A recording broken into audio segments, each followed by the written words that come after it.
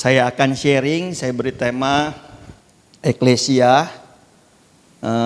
Ini adalah bagian dari yang mungkin kalau yang kemarin hari Rabu datang, ini saya coba ulang dengan lebih detail, supaya kita semua dapat menerima kebenaran firman Tuhan ini. Mari kita lihat Matius pasal yang ke-16 ayat ke-13 dan ayat ke-19. Ini adalah salah satunya, mungkin nggak banyak, cuma satu atau dua kali Yesus menggunakan kata eklesia. Ya, Matius pasal yang ke-16 ayat ke-13 sampai ayat ke-19. Saya mau ajak kita baca bersama-sama. Ya, ada beberapa kalimat yang di bold, ya, kata-kata yang di bold, karena nanti kita akan kembali ke situ. Ya, udah dapat semua ya. Matius pasal yang ke-16 ayat yang ke-13 sampai ayat yang ke-19. Demikian firman Tuhan. Kita baca bersama-sama. 1, 2, 3. Setelah Yesus tiba di daerah Kaisarea Filipi, ia bertanya kepada murid-muridnya, kata orang, siapakah anak manusia itu? 14.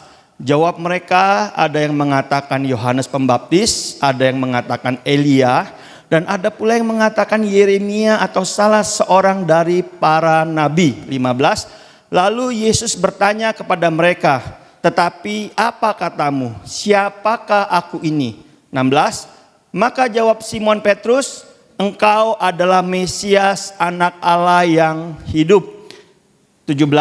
Kata Yesus kepadanya, berbahagialah engkau Simon bin Yunus, sebab bukan manusia yang menyatakan itu kepadamu, melainkan Bapa-Ku yang di surga. Dan aku pun berkata kepadamu, engkau adalah Petrus, dan di atas batu karang ini aku akan mendirikan jemaatku, dan alam maut tidak akan menguasainya. Kepadamu akan kuberikan kunci kerajaan surga. Apa yang kau ikat di dunia ini akan terikat di surga, dan apa yang kau lepaskan di dunia ini akan terlepas di surga. Dan yang percaya katakan amin. Haleluya. Saudara, hari ini kita akan belajar tentang kata eklesia. Tapi hari itu kata eklesia dipakai di perikop ini. Nah, satu kali Yesus sedang berjalan-jalan di daerah Kaisarea Filipi, saudara. Lalu ia bertanya sama murid-muridnya, siapa anak manusia itu? Siapakah Allah yang menjelma menjadi manusia itu menurut kamu? Nah saudara, kalau kita belajar secara historis dan sejarah budayanya, saudara, Kaisarea Filipi itu adalah tempat yang terkenal pada waktu itu. Kenapa saudara? Karena Kaisarea Filipi adalah tempat kuil penyembahan berhala dari zaman ke zaman. Mulai dari zaman Babilonia, patung apa yang disembah? Patung dewa Baal. Lalu ketika daerah ini dikuasai oleh Yunani, tempat ini menjadi kuil buat penyembahan dewa Pan. Dewa Pan itu kalau saudara nonton film Narnia yang badannya manusia, tapi kakinya kaki kambing, kepalanya kepala kambing. Pernah ya tahu ya, kira-kira ada bayangan. Nah, sehingga daerah itu juga disebut kuil Paneas namanya.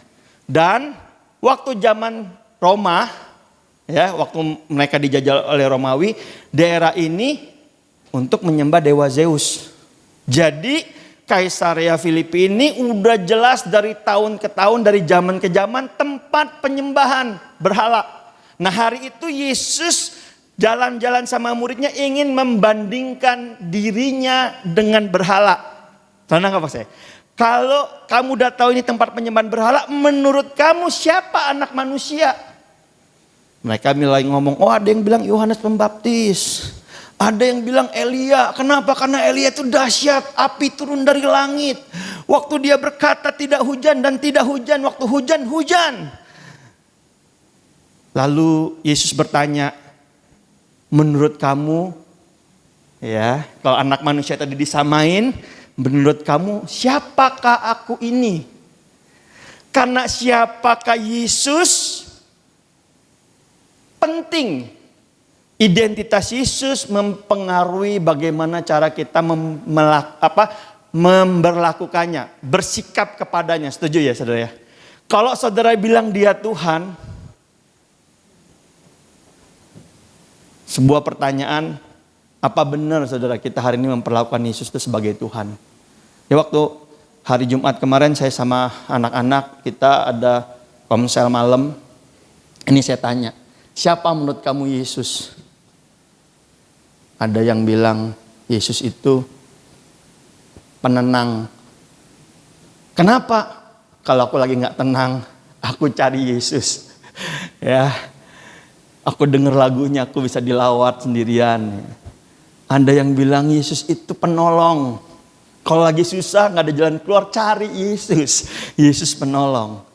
Ya, tapi saya bilang kalau Yesus cuma penolong, belum benar-benar jadi Tuhan. Ya, kalau dia Tuhan, mari perlakukan dia sebagai Tuhan dalam hidup kita. Nah, hari itu Yesus tanya sama Petrus, sama murid-murid, menurut kamu siapa aku ini? Maka jawab Simon Petrus, engkau adalah Mesias, anak Allah yang hidup. Hari itu saudara, Petrus berkata engkau adalah anak Allah. Waktu Petrus bilang Yesus anak Allah, Yesus bilang apa? Berbahagialah engkau Simon bin Yunus, sebab bukan engkau yang menyatakan itu kepadamu, melainkan Bapakku yang di sorga. Amin saudara.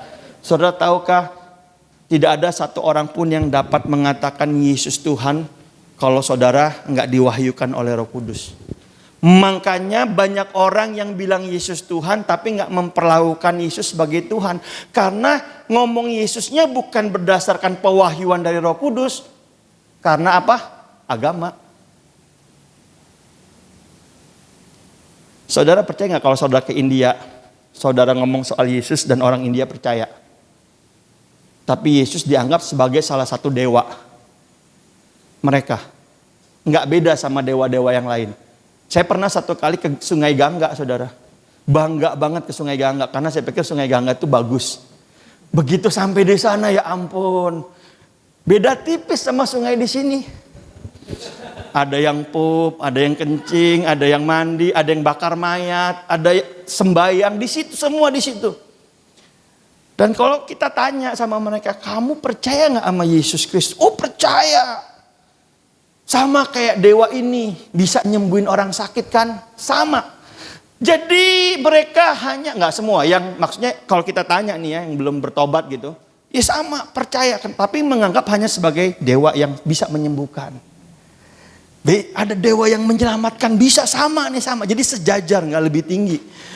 Makanya saudara kalau ada orang bisa memperlakukan Yesus sebagai Tuhan, itu revelation. Itu orang lahir baru. Kenapa? Dia sadar bahwa Yesus bukan cuma juru selamat, tapi Tuhan. Amin saudara. Nah, waktu Petrus bilang ini, saudara, Yesus bilang gini, itu pewahyuan dari Bapa yang menyatakannya. Dan atas dasar perkataanmu lah, kata Yesus, aku akan mendirikan jemaatku dan alam maut tidak akan menguasainya. Amin saudara. Nah, kata jemaatku, Yesus pakai kata eklesia. Ya, kata eklesia. Kata eklesia. Dan eklesia yang Tuhan bangun, katanya, ya, orang yang percaya bahwa Yesus adalah Tuhan, anak Allah, alam maut gak bisa menguasainya. Gak bisa. Dahsyat. Karena iman kepada Yesus mengalahkan banyak hal, saudara. Segala hal. Amin. Nah, Yesus bilang, kalau kamu percaya, dasar inilah aku akan bangun jemaatku. Eklesia. Nah, eklesia saudara,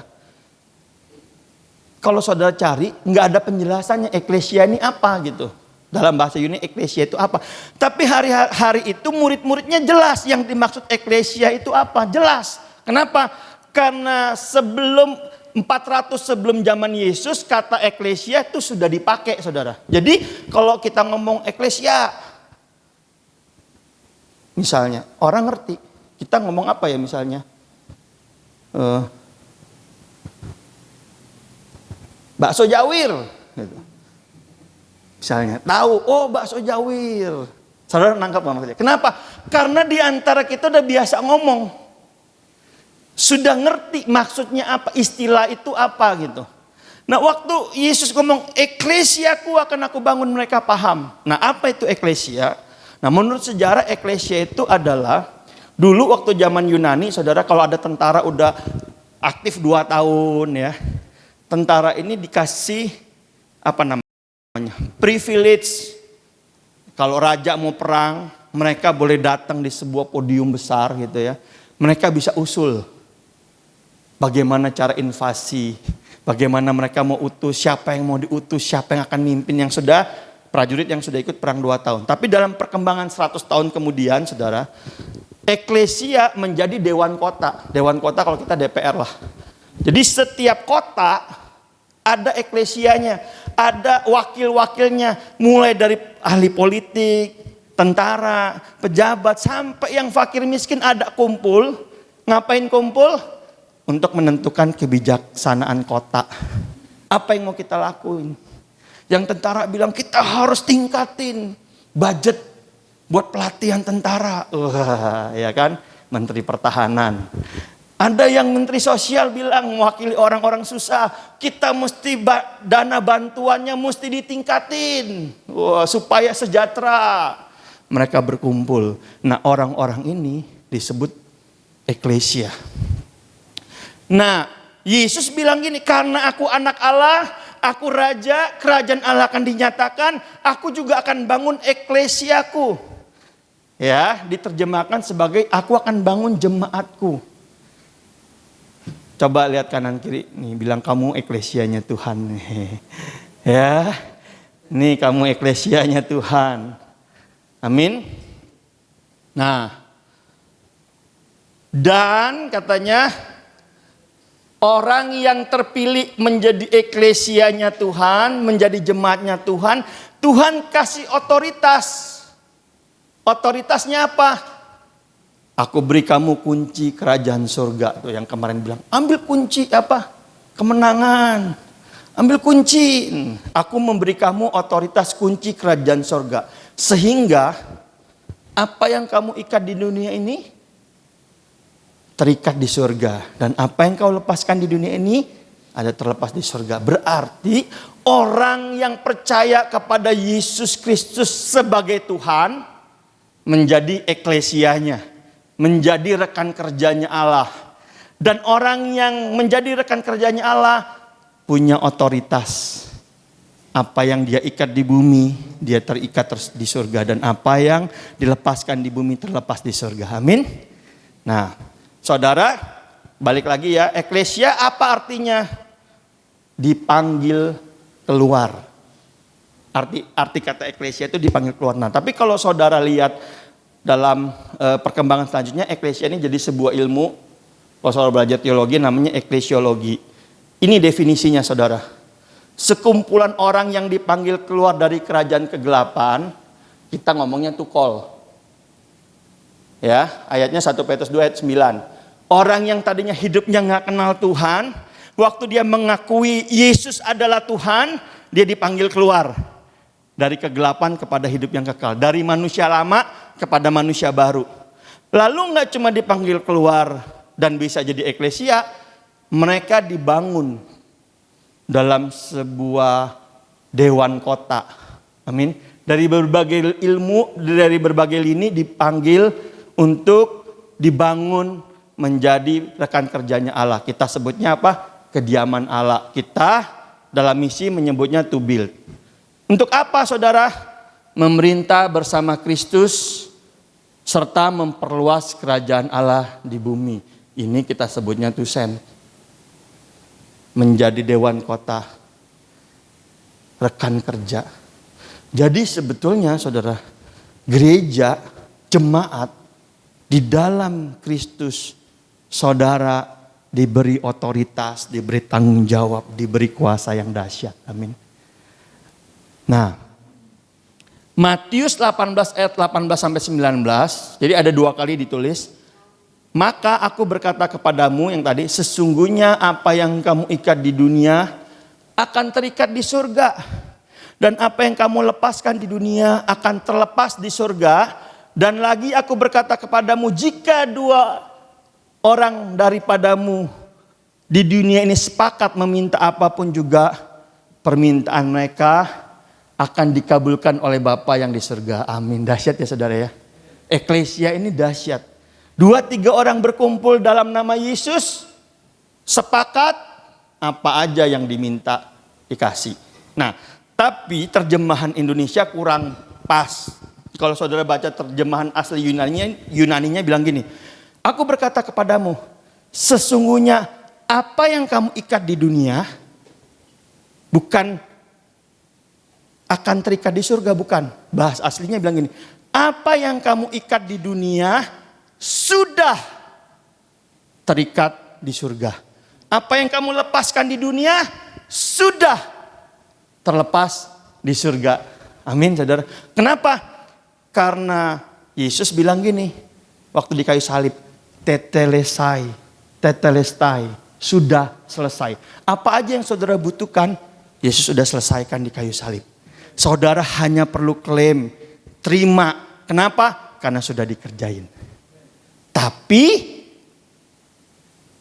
saudara harus sepakat. Benar nggak? Harus sepakat.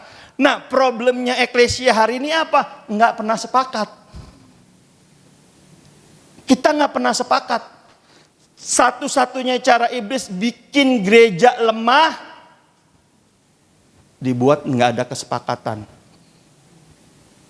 Nggak ada kesepakatan. Makanya gereja banyak yang melenceng dari tujuan pertamanya Tuhan bangun eklesia. Kenapa nggak sepakat? Kenapa nggak sepakat? Karena kita punya bayangan gereja yang berbeda dengan eklesia yang ada di bayangan waktu Yesus katakan ini. Yesus katakan ini untuk bilang gini, oke, kalau aku Tuhan, aku raja di atas segala raja, aku Allah yang berotoritas, aku akan bangun dewan kota. Nah, tapi gereja hari ini banyak nggak jadi dewan kota. Nah, ini saya baca dari sebuah buku, saudara. Ya, nah, 3 gambaran gereja saat ini. Yang pertama gereja kayak pom bensin, SPBU, bener nggak? Waktu orang-orang kehabisan bahan bakar, capek, letih, stres, datang ke gereja tujuannya untuk dicas. Bener gak? Supaya semangat lagi. Wih. Kenapa? Lelah. Mau dapat berkat. Akhirnya orang ke gereja cari berkat.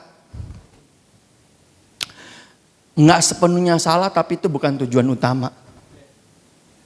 Benar gak? Saudara ke gereja ngapain? Datang sama Tuhan, worship dia, nyembah dia karena dia adalah Tuhan, amin. Waktu saudara nyembah, saudara tahu isi hati Tuhan. Waktu saudara tahu isi hati Tuhan, saudara obey, taat. Karena saudara adalah eklesianya. Tapi ada banyak orang datang perlakuin kayak SPBU. Ngisi bahan bakar, wih. Kok tadinya udah lemah. Sebentar lagi mogok di jalan, diisi. Wah, penuh. Bisa jalan lagi, semangat lagi. Sampai hari Rebo, Kemis, Jumat, Sabtu, udah lemes. Diisi lagi Minggu, cas lagi saudara. Ya. Nah yang kedua, gambaran gereja apa saudara? Sinema. Iya enggak? Orang datang ke gereja buat nonton pertunjukan. Worship leadernya siapa? Musiknya bagus enggak? Suasananya, sound systemnya, pembicaranya lucu apa enggak? Oh lucu, pembicaranya kayak stand up komedi. Bagus firmannya, meresap masuk ke dalam hati. Ya. Benar gak sih? Ini waktu saya baca bukunya saya senyum-senyum sendiri loh, bener juga ya. Benar gak? Saya berusaha ngajakin orang saudara, ayo datang yuk ke gereja yuk. Kita udah kesana kak, kenapa? Lightingnya bikin mata silau kak. Celap celap celap celap celap celap. Ya.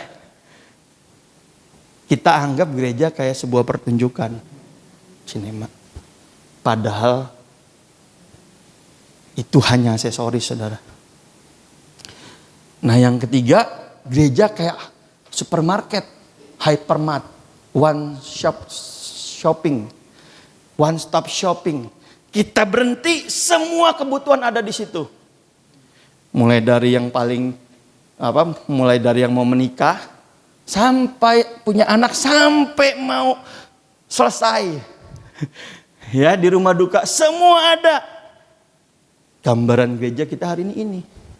Jadi kalau nggak bisa seperti ini, maaf, bukan gereja. Padahal kalau saudara mau balik ke Bible, waktu Yesus bilang, aku akan mendirikan jemaatku, eklesia. Tuhan menjadikan saudara rekan kerjanya. Melencengnya jauh. Ya kemarin hari Rebo mungkin buru-buru jadi skip. Nah untuk mencapai eklesia Tuhan ngasih saudara kuasa loh. Otoritas. Amin. Dahsyat. Nah saudara, mari kita lihat kalau kita punya 3 gambaran gereja saat ini seperti ini. Mungkin kita harus meredefinisi ulang Alkitab bilangnya apa. Nah justru kalau saudara baca zaman-zaman kegelapan setelah kisah para rasul kan udah dahsyat tuh. Ngalamin zaman-zaman kegelapan sampai berapa abad, dari abad 4 sampai abad ke-15 mungkin. Karena gereja udah jadi begini saudara, karena ada satu kaisar yang bertobat. Kaisar ini bilang udah ngumpul aja, tempat menyembah berhala, berhalanya dibuang dijadiin gereja. Mulai dipilih orang-orang tertentu. Supaya apa? Supaya jadi lebih Alkitabiah. Sehingga kegerakan orang kudus mati sampai hampir 11 abad. Sampai Tuhan akhirnya munculin Martin Luther. Munculin siapa sampai hari ini saudara. Nah makanya di Efesus, ini saya banyak bahas Efesus karena Efesus banyak bicara tentang gereja. Efesus 1 ayat 18 bilang gini. Dan supaya ia menjadikan mata hatimu terang, agar kamu mengerti pengharapan apakah yang terkandung dalam panggilannya. Ternyata waktu saudara dipanggil Tuhan, ada pengharapan. Saudara ingat gak Elia Makarong pernah sharing di sini? Pengharapannya apa? Ternyata katanya gini, kalau kita cuma jadi orang Kristen percaya Yesus cuma buat selamat, masuk surga, tapi disuruh buru-buru ketemu Tuhan kagak ada yang mau. Jangan deh, jangan. Padahal kan kita tujuannya mau ketemu dia, katanya mau selesai masuk surga, tapi meninggal kagak ada yang mau saudara. Kenapa? Ya karena ini, saudara dipanggil, dipilih Tuhan, ada pengharapan. Tuhan punya pengharapan.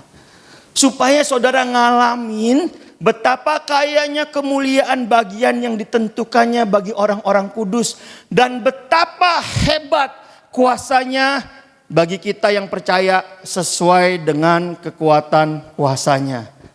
Ternyata saudara masih hidup belum dipanggil untuk demonstrasikan betapa Allah ada dalam diri saudara. Kalau saudara percaya, saudara punya kuasa yang dahsyat. Masalahnya gak banyak kita percaya saudara. Gak banyak kita percaya. Makanya ada orang kalau kesaksian tentang pengalaman dia sama Tuhan. Ih dahsyat ya. Kok bisa ya? Kok kamu mau ngalamin aniaya, ngalamin hal-hal yang gak enak. Kok kamu bisa bertahan? Dahsyat amat. Cuma untuk ngebuktiin bahwa Yesus ada dalam kamu. Nah, untuk ngalamin ini kan gak semua orang mau. Makanya Paulus bilang gini, aku berdoa supaya hatimu terang. Agar kamu ngerti bahwa di dalam panggilanmu ada pengharapan. Di dalam keselamatanmu ada perbuatan baik yang harus kamu kerjakan. Amin saudara.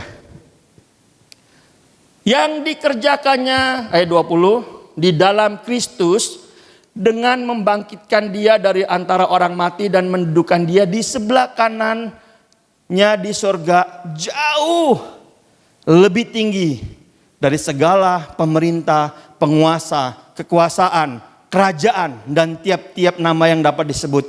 Bukan hanya di dunia ini, melainkan juga di dunia yang akan datang. Saudara yang mengerti panggilan Tuhan, Yesus ngomong gini, Yesus sudah kerjakan semuanya. Amin. Dan karena Yesus taat, dia didudukin sebelah kanan Allah Bapa. Artinya apa? Yesus berotoritas dan memerintah jauh melebihi segala pemerintah, penguasa, kekuasaan yang bisa disebut. Makanya kalau saudara ngalamin peperangan rohani ya doa, saudara gak perlu takut. Selama saudara ngerti Yesus adalah Tuhan buat hidup saudara. Selama saudara ngerti bahwa saudara adalah eklesianya dia, gak perlu takut. Karena saudara terima otoritas yang jauh lebih besar, lebih tinggi dari semua yang dapat saudara bayangin. Jauh. Sekalipun saudara ngalamin berbagai-bagai penderitaan, tidak usah khawatir. Kenapa? Enggak akan melebihi kekuatanmu. Kenapa? Otoritas yang Tuhan kasih jauh lebih tinggi.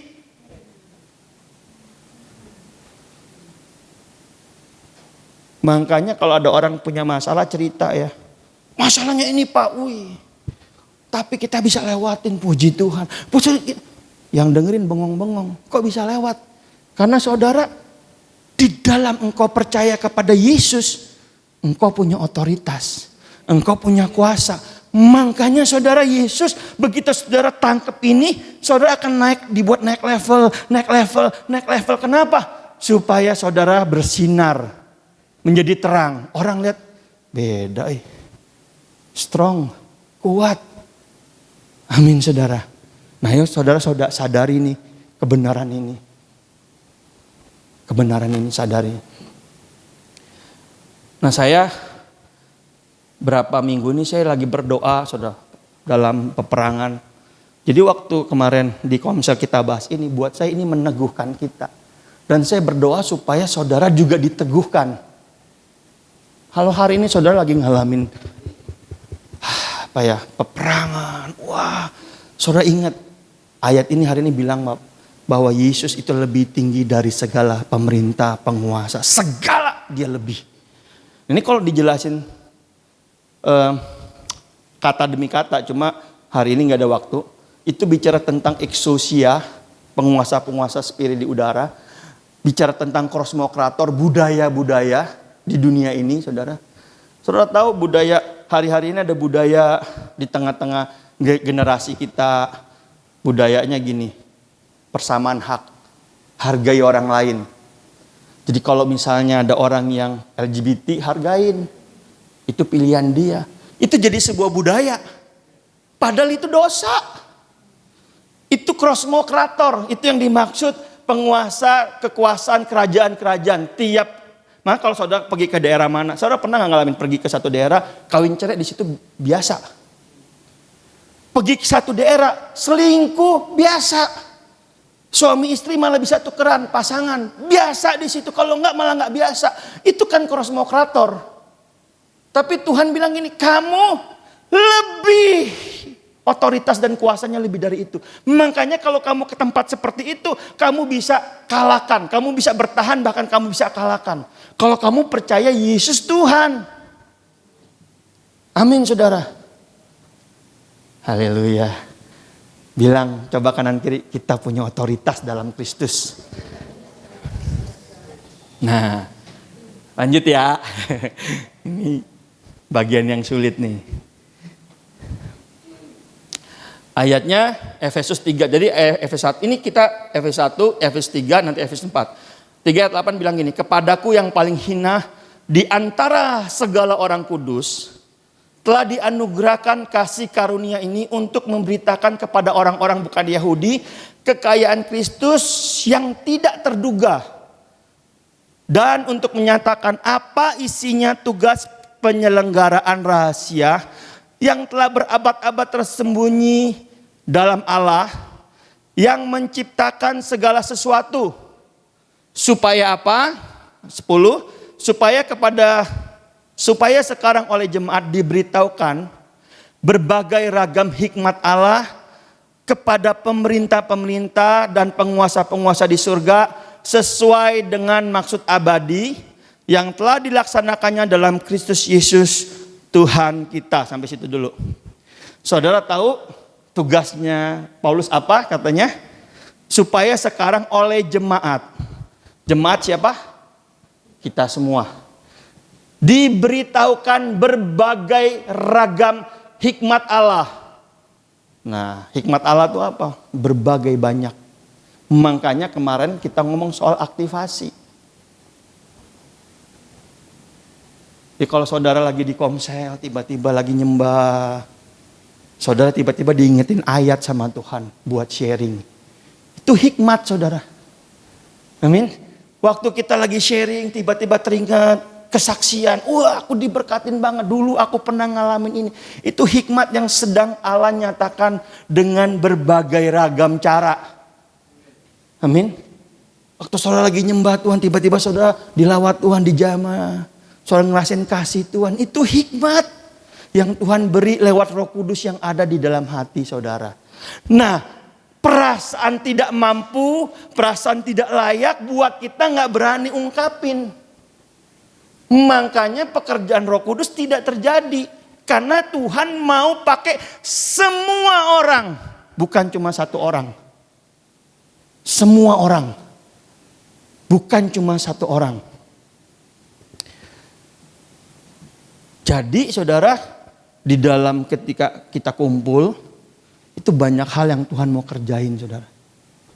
Lalu saudara hari ini ngerasa, aduh tapi aku datang gak dapat apa-apa. Aku kering. Mungkin karena attitude kita waktu datang sama kayak pom bensin. Pengennya dicas, dikasih bahan bakar. Ya kan? Attitude kita datang kayak nonton sinema. Hari ini WL siapa? Taufik. Wah berat.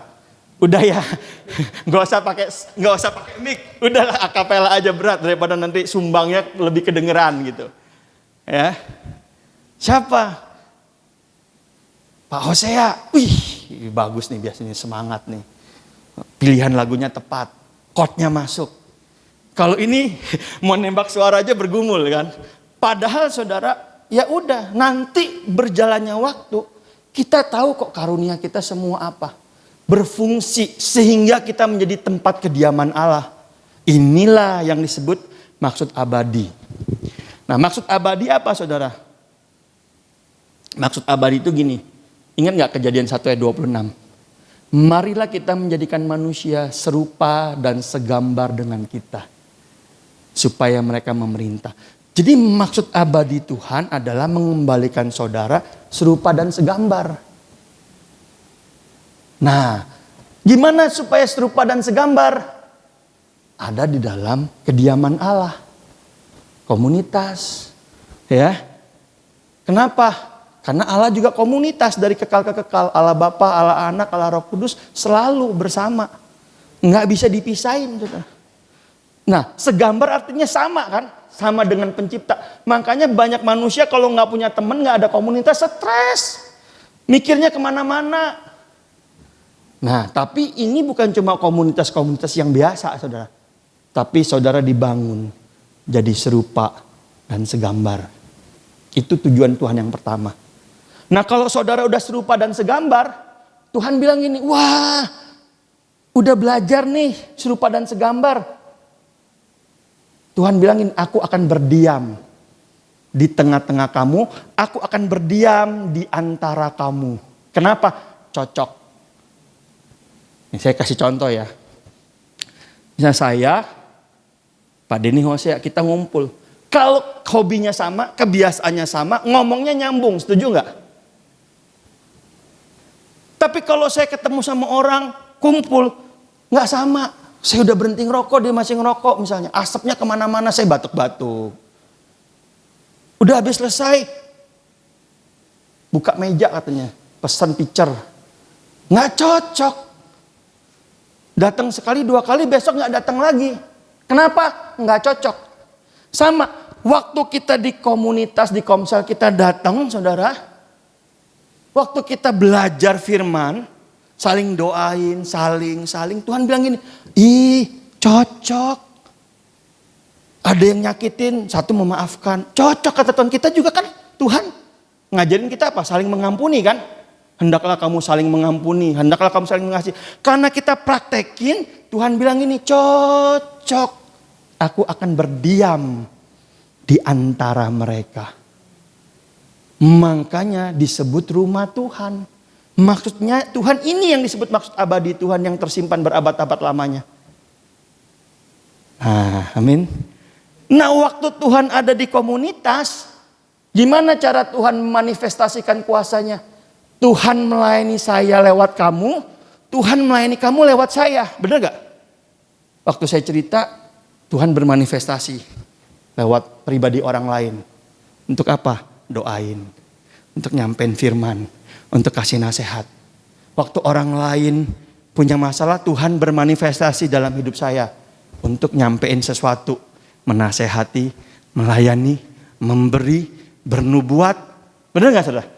Jadi itulah yang disebut maksud abadi Tuhan. Itulah yang disebut eklesia. Alam maut gak bisa menguasainya. Kenapa? Waktu alam maut kasih pencobaan, kasih ujian. Orang-orang kudusnya saling kuatin satu sama lain. Allah memanifestasikan kuasanya. Kesembuhan terjadi di situ. Ya, perkataan hikmat marifat ada di situ. Wah, dahsyat saudara. Nah, ini disebut saudara. Makanya saudara udah bener. Ayo praktekin. Kalau Tuhan taruh sesuatu, sampein. Kalau salah gimana? Enggak dirajam saudara. Enggak diapa-apain. Kalau sampai omongan gue nyakitin gimana? Ya enggak apa-apa, biar yang lain belajar praktek mengampuni. Kan mesti saling. Mengasihi itu kan berarti ada yang harus bikin kita bohwat kan. Bikin kita, kamu masih seperti yang dulu. Tapi ya itu. Amin saudara. Makanya Petrus waktu tanya Tuhan berapa kali kami harus mengampuni? 7 kali? Enggak. 7 kali 7 enggak. 7 kali 70 kali. Artinya apa? Selama orangnya salah, ampuni aja. Praktek. Saudara mau seperti Yesus? Dipukul, dianiaya, dicaci maki. Bapa, ampunilah mereka. Sebab mereka gak tahu apa yang mereka lakukan. Ya, kita gak bisa sempurna, tapi kita bisa belajar. Tapi berat Pak, benar berat. Kalau gak pakai Roh Kudus. Tapi kan Roh Kudus ada di dalam kita. Aku akan berdiam di dalam kamu. Aku akan memberikan hati yang baru. Roh yang baru. Hati yang keras aku jauhkan daripadamu. Itu janji Tuhan saudara. Itu yang bikin orang percaya hari itu waktu dia kumpul. Orang datang bilang gini. Ih dahsyat banget. Sungguh Allah ada di tengah-tengah kamu. Kenapa? Karena orang ini lihat. Meskipun mereka ngalamin konflik, meskipun ada yang nyebelin, meskipun ada seperti siapa Yudas yang mencuri uang. Tapi selalu ada pengampunan dan tetap kakinya dibasuh Yesus. Komunitas di mana Allah berdiam di tengah-tengahnya, saudara. Itu yang bikin Efesus dalam waktu 3 tahun, nyebar kemana-mana. Sampai seluruh Asia kecil mendengar kabar Injil katanya. Kenapa? Karena mereka praktekin ini saudara. Nah, kita gak ada Rasul Paulus kan. Makanya 3 tahun belum. Tapi kita punya Roh Kudus. Amin. Sejauh kita mau belajar, taat, gagal, belajar lagi, bangkit lagi. Gak ada yang mustahil saudara. Gak ada yang mustahil. Nah, kemarin kalau gak salah ada yang ngomong gini, tahun depan tahun El Gibron, P. Gibron, di mana Tuhan bangkitin tentara-tentara Tuhan.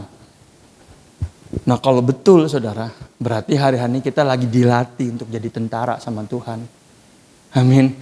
Saudara tahu tentara dilatih gimana saudara? Berat. Capek, letih, Ya, kalau kita di rumah mungkin push up-nya cuma 10 kali. Saudara tahu kalau ketemu tentara, kalau saudara sit up-nya cuma 20 kali, tahu ketemu tentara. Ya, saya waktu SMA ketemu tentara, ketangkep. Push up 100 kali. Enggak Pak, iya. Bisa nggak? Bisa Pak. Wah. Begitu udah 40 udah gemeteran. Pak udah gak kuat, Pak udah gemeteran. Ganti posisi. Squat jam. Waduh. Begitu turun dari tangga. Kenapa? Ketemu tentara. Nah, saudara lagi dilatih sama Tuhan untuk jadi tentara. Makanya saudara hari ini ngerasain mungkin kayaknya berat banget di tantangan ya. Tapi dengar baik-baik. Waktu Tuhan memberikan ujian, kamu keluar seperti emas. Saudara gak pernah sadar kapasitas saudara makin lama makin dahsyat. Tuhan sedang menetapkan saudara untuk menjadi anak-anak Allah yang menjadi terang dan garam dunia. Amin. Ayat ini saudara, berikutnya ini lebih dalam lagi ya. Dan katanya gini, tadi kan ayat 3 intinya itu, ayat 4 intinya, pasal 4 intinya ini. Dan ialah yang memberikan baik rasul-rasul maupun nabi-nabi, baik pemberita-pemberita Injil maupun gembala-gembala dan pengajar-pengajar untuk memperlengkapi orang-orang kudus bagi pekerjaan pelayanan, bagi pembangunan tubuh Kristus. Nah, saya mau tanya sama saudara. Menurut saudara 5 jawatan ini datangnya dari mana? Rasul, nabi, pemberita-pemberita, Injil, gembala, pengajar, datangnya dari mana? Apa di drop dari kota lain? Di drop dari orang lain? Dari mana? Dari antara jemaat. Iya kan? Lewatin proses. Dari cara sharingnya ketahuan saudara waktu di Komsel sharing. Dari cara ngeresponinya ketahuan. Kalau yang punya karunia rasul, walaupun belum sekolah Alkitab, belum belajar banyak. Kalau ngomong selalu prinsip. Ayat ini, prinsipnya, intinya ada di ayat segini. Artinya ini, selesai. Esensi. Amin. Kalau yang nabi, suruh sharing. Tuhan bicara sama saya. Tuhan ngomong. Terus yang gak tahu ngomong gini. Lu kayaknya Tuhan akrab banget ya. Dikit-dikit ngomong. Tapi emang itu ciri-ciri karunia nabi. Saya ngerasa tuh Tuhan bicara gini. Ayatnya ini. Saya merasa. Saya melihat. Wih, hebat banget sih. Hopeng banget sama Tuhan. Ya emang karunia dia nabi. Karunia gembala. Penginjil dulu. Kalau ngomong antusias, semangat. Nggak usah pakai mic aja, suaranya udah kedengeran kemana-mana. Saudara, jadi kita mesti gini, menurut begini. Karunia gembala. Kalau ngomong hati-hati, takut ada yang salah, takut ada yang sakit hati. Kalau jawab pertanyaan kira-kira yang paling enak buat semuanya gimana ya? Karena gembala selalu mencoba menjawab kebutuhan. Nah, karunia guru, ditanyanya apa, jawabnya bisa lebar kemana-mana. Yang penting jelas. Mari kita buka Efesus 5 ayat 1 sampai 6. Yuk, coba silakan. Dia jawabnya dari kitab Wahyu. Kenapa? Karena jelas bro, mesti jelas. Nggak boleh kalau nggak jelas nanti kalau salah gimana. Kenapa? Karunia guru, pengennya detail. Nah, saudara ketawa-ketawa. Saudara ngeliat gak di tengah-tengah kita kalau sharing kelihatan? Hanya belum ditumbuh kembangkan. Masih dalam potensi, belum diasah. Nah, waktu mau ditumbuh kembangin, waktu mau dibuild, dibangun, kita ngomongin, enggak gue gak mau ah. Apa? Jadi guru? Gue gak mau. Loh, saudara potensi, talenta jangan disimpan. Kembangin, biar Tuhan berkati terus. Karena ayatnya bilang gini, kita udah pernah bahas kan. Kalau kamu merasa kamu gak punya, apapun akan diambil. Kalau kamu punya dan taat, multiplikasi dari 1 jadi 5, dari 1 jadi 10. Waktu kamu enggak lah, gak bisa. Tuhan bilang gini, ambil yang ada pada dia, berikan kepada yang punya 10 mina. Saudara baca ayatnya. Makanya, yuk kita lakukan. Inilah yang disebut apostolik profetik, saudara. Esensinya. Dikit lagi ya. Ayat 13. Ayat 12. Untuk memperlengkapi orang-orang kudus bagi pekerjaan pelayanan bagi pembangunan tubuh Kristus. 13. Sampai kita semua telah mencapai kesatuan iman dan pengetahuan yang benar tentang anak Allah, kedewasaan penuh dan tingkat pertumbuhan yang sesuai dengan kepenuhan Kristus. Sampai kita mencapai kesatuan iman dan pengetahuan yang benar tentang Allah. Untuk karunia-karunia bisa berfungsi maksimal, saudara harus punya pengetahuan yang benar. Nggak bisa langsung. Karunia yang kuat di dalam diri seseorang, tanpa dia punya pengetahuan yang benar tentang anak Allah, tentang Kristus, nggak ngalamin pertumbuhan dan kedewasaan, bisa jadi bumerang. Contoh, orang yang karunia nabi. Kita mah kalau dengar mah syak kan, sedikit dengar suara Tuhan, sedikit. Ya emang dia ngerasanya kayak gitu, nggak salah gitu. Tapi kalau nggak ngalamin kedewasaan dari nubuatan kan bisa jadi kubuat. Dari nabi jadi nabi bisa-bisaan. Kenapa? Karena dipengaruhi oleh kecenderungan daging, hati. Nah, makanya perlu belajar tentang dasar-dasar kekristenan. Makanya kita mau bikin news. Paham ya? Saya kasih contoh. Kalau saudara baca 1 Yohanes 2, dibilang gini, ada Kristen anak. Ada Kristen dewasa, orang muda namanya. Ada Kristen bapak. Sama nih sama ayat 13 similar. Kristen anak kebutuhannya cuma 2. 1, tahu dia sudah diselamatkan. 2, mengenal Bapa. Nah, kita pikir gini, gue kurang dewasa apa, umur udah 47, kurang dewasa apa? Saudara pernah ngalamin tertuduh? Waduh, gue udah buat dosa gak masuk surga. Berarti saudara masih Kristen anak. Amin. Nggak apa saya?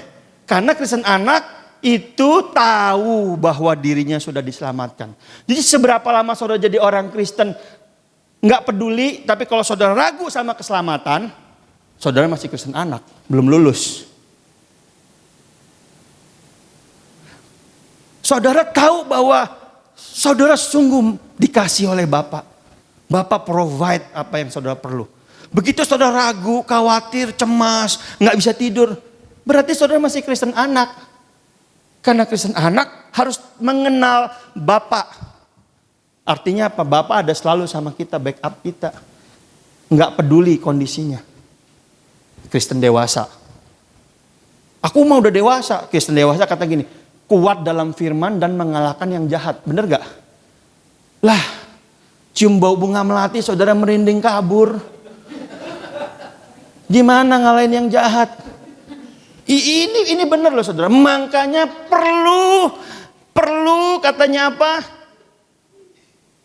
Perlu pengetahuan yang benar tentang anak Allah, kedewasaan penuh dan tingkat pertumbuhan sesuai dengan kepenuhan Kristus. Nah, yang penuh kepenuhan Kristus apa? Kristen Bapak.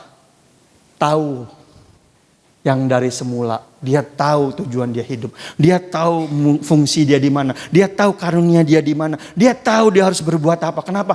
Dia sudah mengalami kedewasaan penuh. Dan itu saudara nggak tergantung umur. Makanya perlu dilatih berulang kali. Terus. Sampai apa saudara? Potensi saudara bertumbuh dan menjadi buah. Dan buahnya dinikmatin banyak orang. Amin saudara. Terakhir. Ini udah bener-bener terakhir ini. Tapi terakhirnya satu perikop. Ya. Ayat 14 gini. Berarti ini belum terakhir loh. Ayat 14 bilang ini. Sehingga kita bukan lagi anak-anak yang diombang-ambingkan oleh rupa-rupa angin, pengajaran, dan permainan palsu manusia dalam kelicikan mereka yang menyesatkan. Nah, kalau kita enggak hidup di situ, enggak belajar dasar, enggak hidup dalam talenta dan potensi yang Tuhan beri, kita kayak anak-anak yang diombang-ambingkan. Musimnya nubuatan kita ikut. Musimnya doa kita ikut. Musimnya pokoknya tergantung musim lah. Nanti begitu ada hamba Tuhan yang gagal, yang jatuh, yang udah melenceng, kita kecewa. Kenapa? Kita gampang terombang-ambing. Karena kita gak kuat dalam kebenaran firman.